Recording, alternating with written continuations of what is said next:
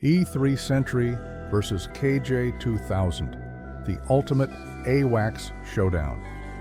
America's legendary E-3 features a rotating 30-foot dome with 250-plus mile range, serving since 1977 as NATO's Sky Guardian. China's KJ-2000 counters with revolutionary fixed radome housing 3 AESA radars, boasting 290-mile detection range and 360-degree coverage without rotation.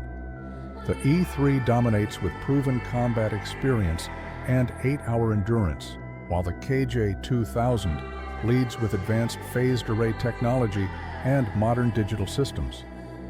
Which airborne command center rules the skies?